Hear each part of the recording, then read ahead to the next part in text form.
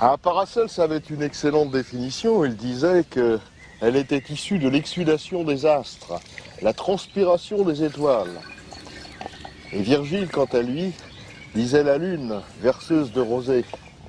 Donc à la pleine lune, la rosée est beaucoup plus importante et féconde. Voilà la toute première opération que subit notre matière, ou notre dragon des philosophes.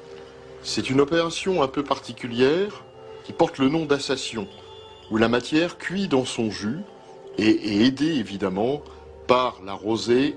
Alors, elle va changer de couleur et elle va se préparer en quelque sorte au grand œuvre. Ensuite, donc elle va être exposée à la lumière de la lune et des étoiles et elle entrera dans le grand œuvre sous forme de prima materia préparée. La rosée est aussi distillée afin d'obtenir un premier sel qui sera ensuite exposé dans un four solaire. Nous assistons ici à la confortation du précieux premier sel issu de la rosée. C'est ici la preuve manifeste que le grand œuvre alchimique est d'essence solaire. Le soleil est le père de la pierre. Le premier sel obtenu est de couleur blanche. Le deuxième de couleur ocre est le résultat d'une autre cristallisation, toujours à base de rosée. Donc les deux sels constituent tous deux le feu secret des adeptes, pour permettre d'ouvrir leur matière et de pénétrer au cœur du grand œuvre. On voit donc ce dragon qui est pulvérisé dans le mortier. Et pour attaquer ce dragon, il va falloir, dans le feu, y adjoindre la lance du chevalier, qui elle-même est réduite en poudre.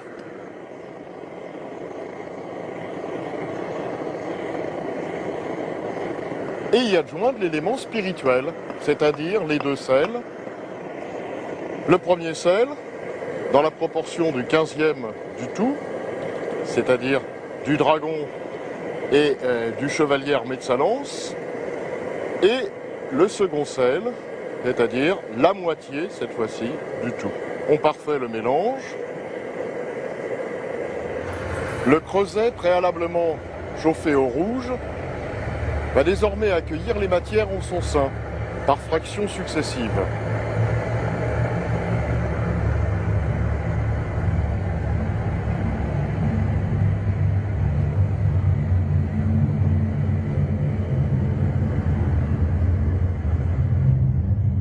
Des heures s'écoulent avant la fin de la première purification.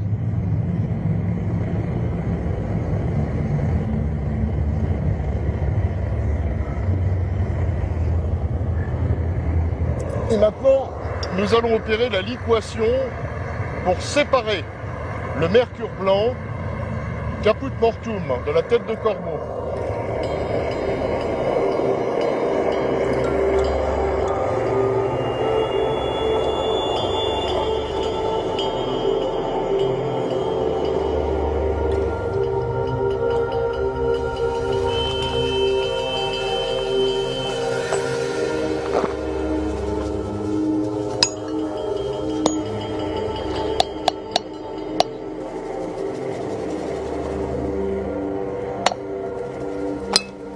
Voilà le premier mercure, séparé de la tête morte, le caput mortuum. On va purifier maintenant ce mercure en lui adjoignant les deux sels. On va obtenir un mercure qui sera purifié, plus noble, plus beau. Et là, on a déjà la première apparition du miroir de l'art.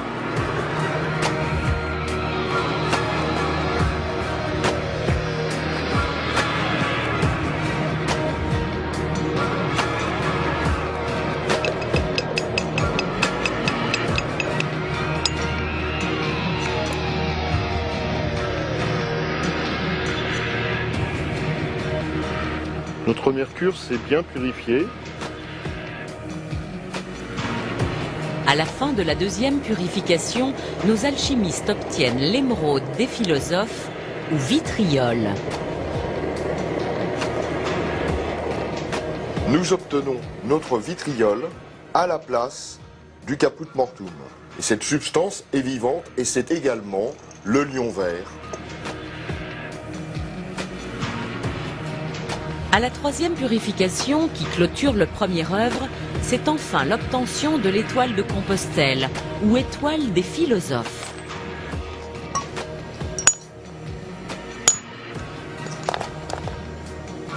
Voici l'étoile de Compostelle, l'étoile du compost. La Vierge noire s'est transformée en Vierge blanche. C'est l'aube naissante, la lumière, la licorne.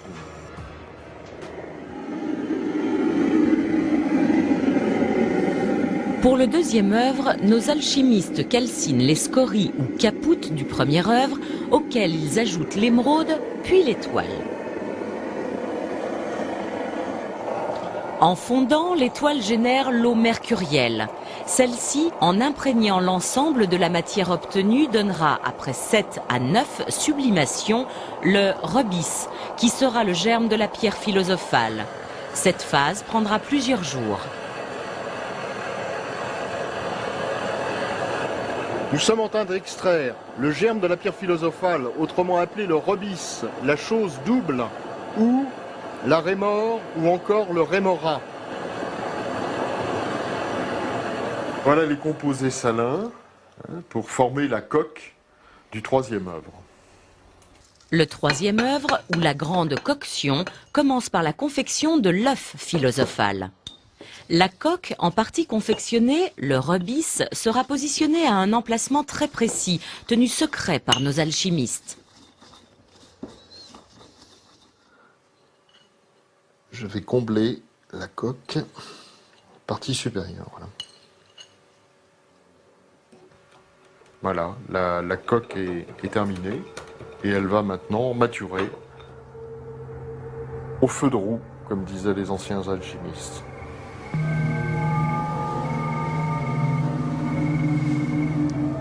Nous entreprenons la grande coction. Nous aménageons donc l'œuf philosophal dans son nid.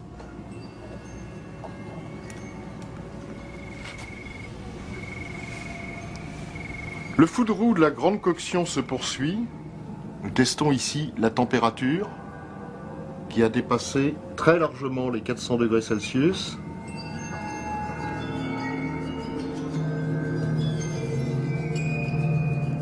Alors nous arrivons à la température de 525, 530 degrés Celsius, qui est la température de fin de coction.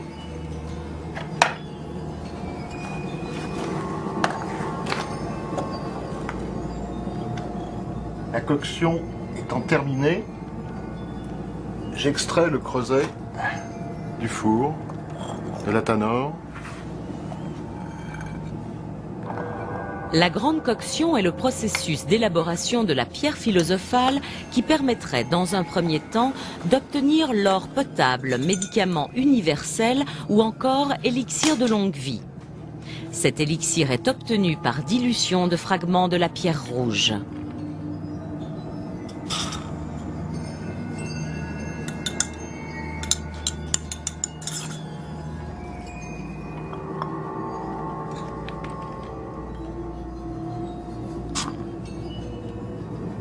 La pierre a transmis sa teinture au monstrum utilisé ici, c'est-à-dire en fait de l'alcool pur. Pour ceux qui se prétendent de vrais alchimistes, la transmutation ne serait en fait que le moyen de tester les réelles capacités de la pierre obtenue. Pour augmenter sa puissance à transmuter en argent ou en or, la pierre philosophale devrait subir au moins 3 multiplications, c'est-à-dire 3 nouvelles coctions, avec à chacune un rajout de germes. Nous sortons l'œuf philosophal et le phénix, la pierre, doit apparaître.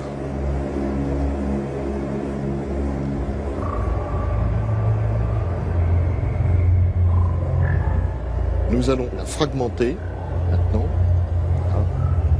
On voit qu'en fait il s'agit d'une teinture en masse.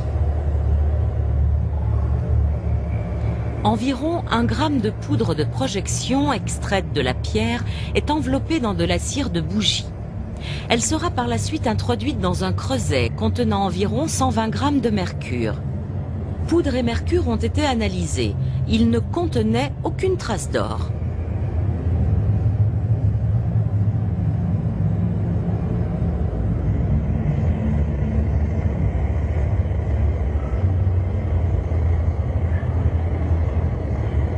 Le mercure doit être échauffé pendant plusieurs dizaines de minutes.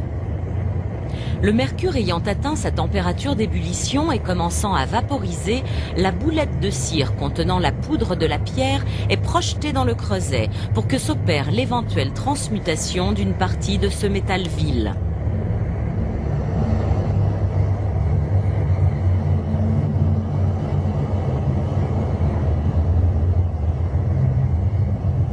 La matière étant actuellement en parfaite fusion, la transmutation est en train de s'opérer et nous n'allons pas tarder à opérer la coulée. Un alchimiste du XVe siècle, Nicolas Gros-Parmy, a écrit « La patience est l'échelle des philosophes et l'humilité la porte de leur jardin. » La transmutation s'étant parfaitement effectuée,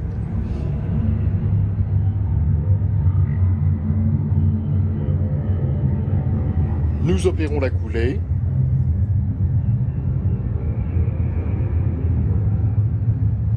L'or se manifeste.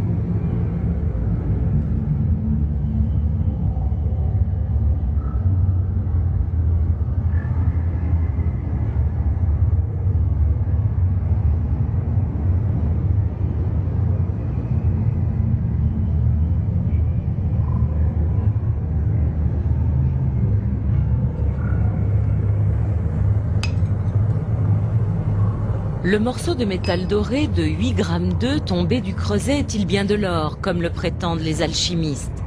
Cet échantillon a été soumis aux scientifiques du pôle technologique Casimir d'Aubière pour des analyses et investigations à propos de son origine.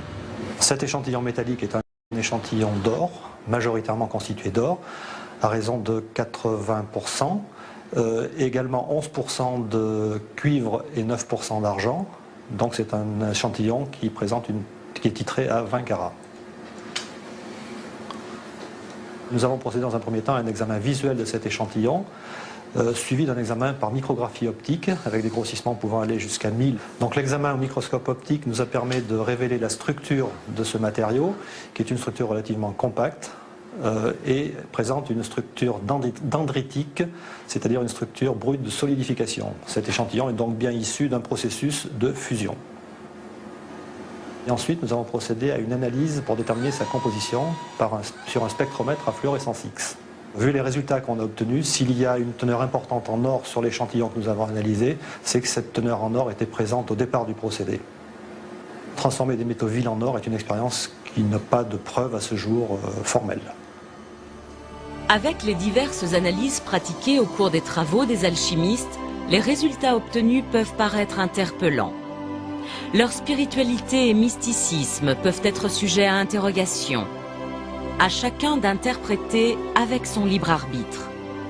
Transmutation possible et réelle pour ceux qui l'auraient réalisée, impossible et fausse pour d'autres.